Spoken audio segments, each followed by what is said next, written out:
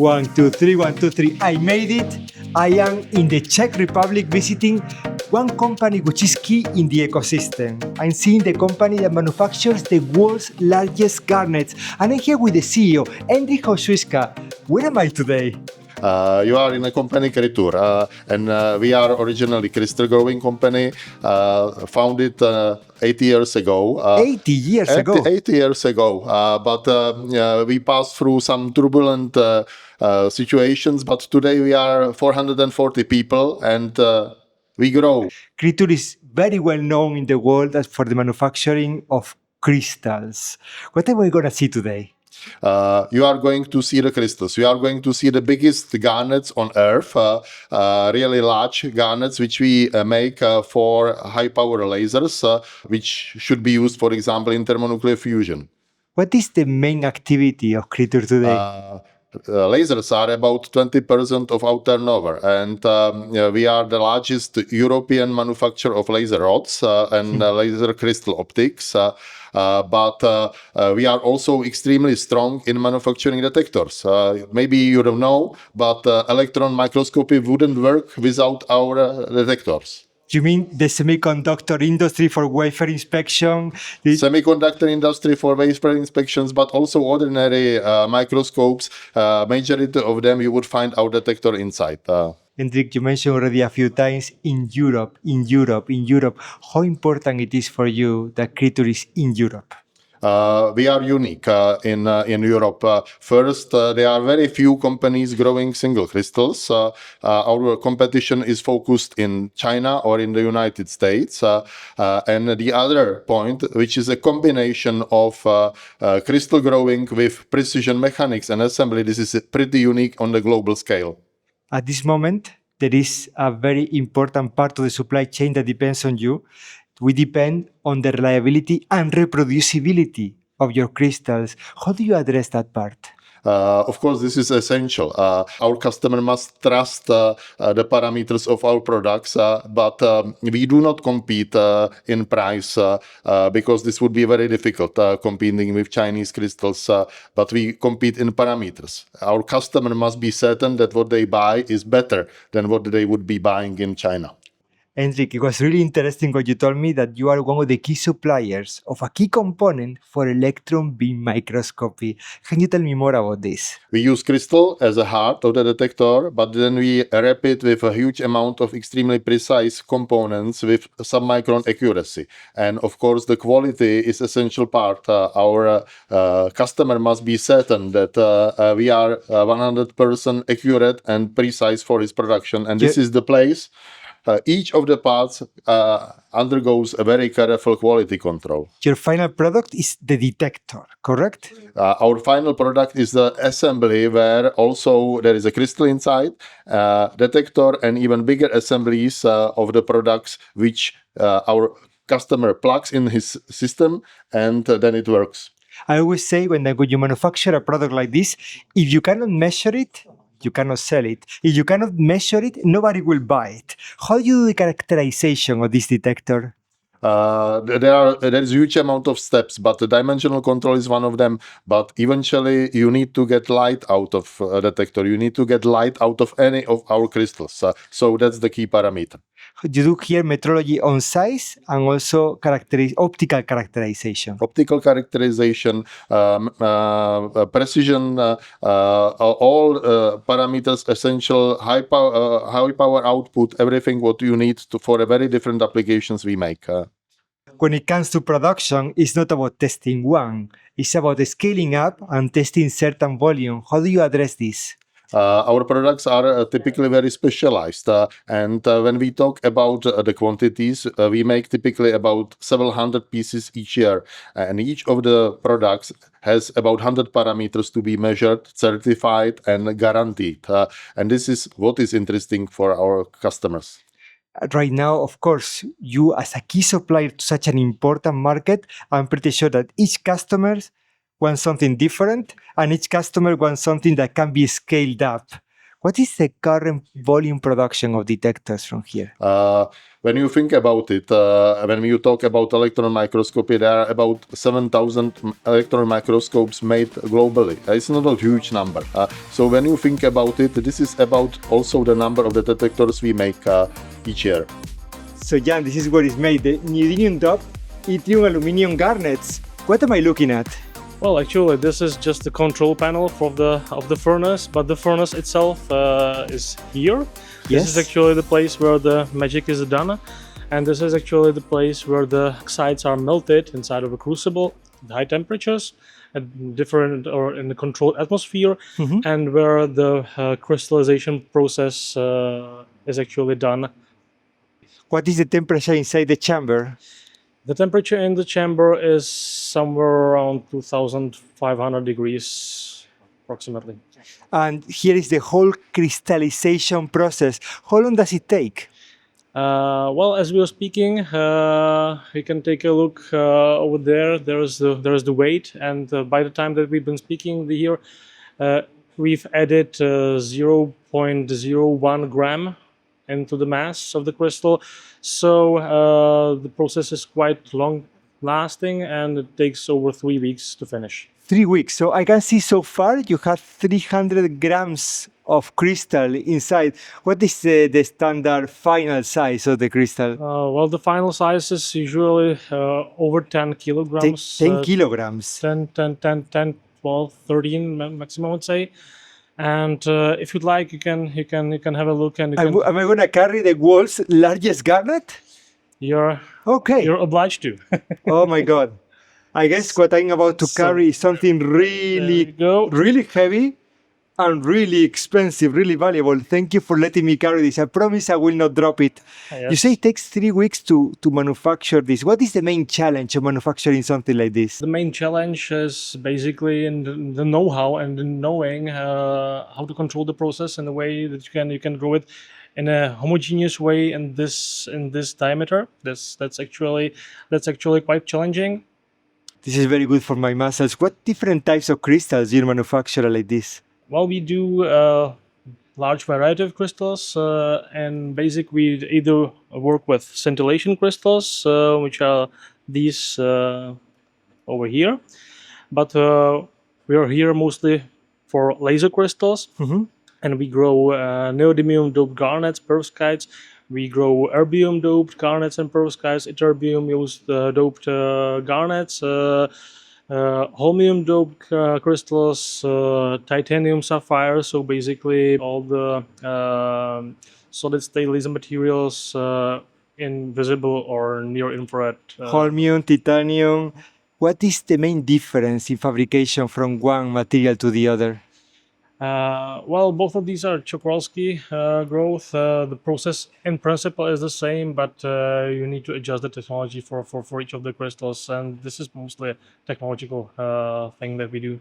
Jan, carefully, I'm going to pass this to you. Okay, thank you. you. Wow, it was heavy. And let's see the next thing. Let's see what happens after we have this crystal. What are the next steps? Well, the next steps are mostly processing, machining, cutting, grinding, and drilling. This is something that we'll see later on. We'll get there. But you can see this is the crystal residue after the drilling, and these are the laser rods that have been drilled out of the crystals. Jan, it was incredible to see the manufacturing of the crystal. But what do you do with them afterwards? For me, the craft of the manufacturing of any optical element is what we are seeing right here. This is where manufacturing of optics becomes an art. How important is this process for Crytur? Well, we do manufacture a couple of thousand rods every year, so this is quite a critical part. Laser rods make approximately 20% of our turnover. And actually, it's one of the few products we have in Crytur that is in high volume. I'm here with Antonin Fajstavr because Crytur not only grows the crystal, not only makes detectors for electron beam, they also make lasers. Antonin, what am I seeing here? Well, thank you for coming here. This is our semi-clean room assembly area. I think it makes sense that you have the best laser crystals in the world. You can use them to make your own lasers. That makes sense. But is there any particular need in the market that you want to cover? Well, we are aiming at different areas of the market. One of them is, together with our partners, we are developing solid-state laser for laser-induced breakdown spectroscopy. Mm-hmm. So at the beginning of this year, we introduced a Q-switched nanosecond laser that is emitting at 1064 nanometers. Mm-hmm. And it's our first prototype of a laser device, tabletop laser device that could be either used as a standalone or it could be integrated in a spectroscopy machine for a laser-induced breakdown spectroscopy. Antonin, let's do a quick customer journey. We get the laser crystal from the manufacturer, the world's largest garnets in the world. And once we have the material, what do you do with it? Well, here, first, initially, it's cut into pieces. We removed beginning and end part, and we inspect it with special lights to make sure that there is no stress. There are no impurities and inhomogeneities. And here in the semi-clean room areas, we have really localized clean room under each table at ISO 5 level. And we are then integrating the crystals in laser devices sub-assemblies. I can show you a little one here. Yes. Here we have a assembly area for, we call it laser head, but it's a pump module for thin discs. Mm-hmm. So what we do with the crystals, we not only manufacture the largest ones, but we manufacture also smaller pieces with specialized parameters. It makes sense. You have the best laser crystals in the world. You make your own lasers. But is there a particular gap in the market you want to cover? Well, similarly as for electron microscopy, where we were originally just a producer of scintillators, we transferred to a producer of complex, larger devices like the whole detection units. And similar here, we are producing not only the laser crystal, but we are producing larger device that is a laser device itself. And why we are doing that is to have a higher complexity and to have everything under one roof. So, but also we are introducing solid-state laser devices with a core that is called thin disk. So we have thin disk-based solid-state devices for really high-power applications. So what we have is exceeding 300 watt output power in single mode. That's I think quite significant achievement. And within the Czech Republic, I think we are the only ones that are producing laser devices, but also on the world market, thin disk lasers with 300 watt output power in single mode is a pretty significant CW, achievement. 300 watt single mode CW out of a disk. Yes, but it could be used the thin disk core for pulsed laser devices, so we can get to picosecond or down to femtosecond level. We are developing femtosecond laser prototype devices, so that will come in 2 years. Together with our research partners like HiLASE and Litigo, we are developing femtosecond laser for purposes where the femtosecond lasers are used. So it's fine machining of metals, or it could be scientific applications in laboratories. Antonin, thank you so much. Let's see what is next.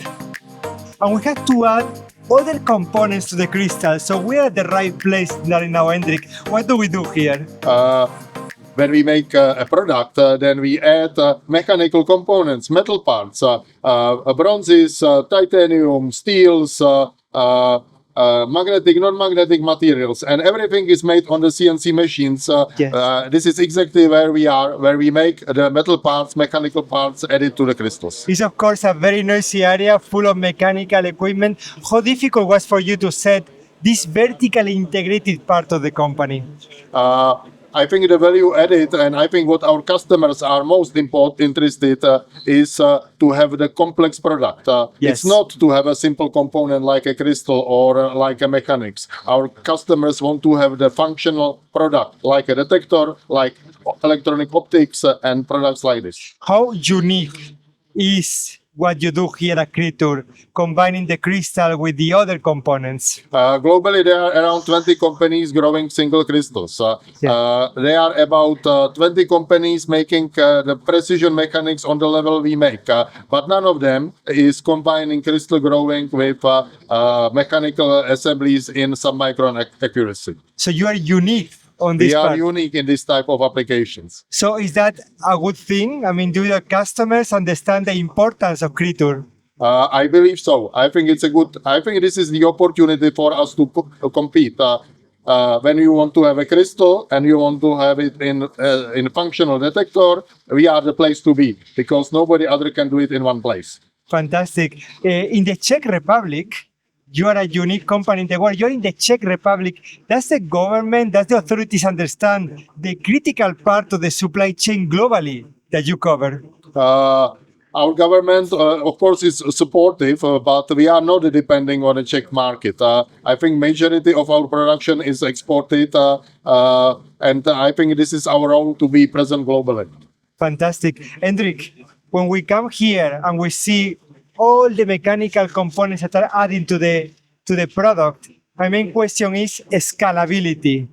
Do you want to manufacture everything in-house, or can you partner with other areas for doing even higher volumes? As we mentioned, the critical point for our customers is a quality and performance. Yes. And when we manufacture the product under one roof, then we can guarantee the quality through the whole supply chain. And this is something what is value added to our customers, and this is what our customers like in general. Hendrik, every single product needs to be tested, and here there is not the opportunity that there is a failure, right? Every single product has to work. Yes, every single product has to work.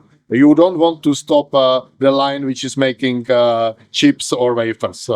Hendrik, everything good has an end. It was fantastic to see So here. it was great to have you here. I really enjoy it. So it's absolutely brilliant that you came to us and you could see something more about our company. Learning that such an important company for Europe and the world is here in one of the most beautiful areas of the Czech Republic is great. I have to go to the next company, but is there anything else that you would like to tell us about Crytur? Now this is just to see what we are making as a final product. Here you see the biggest garnets. Here you see crystals for particle physics. We haven't talked about it, but also the future Nobel Prize in particle physics will be measured on crystals like this. This is how the detector for electron microscopy looks like. We talked a lot about the laser materials and the precision mechanics, which eventually becomes the part of electron microscope, is also here. So this is roughly to show you what we are making in this These company. are the jewels, right? These are the jewels. These are the beautiful parts which we make here. The detector, the world's largest garnet, I can see 1935. Could you tell us how the company got started? We have a long history of finding precious stones in this company. And we started as a union of local jewelers to verify the precious stones because there were people falsifying the companies.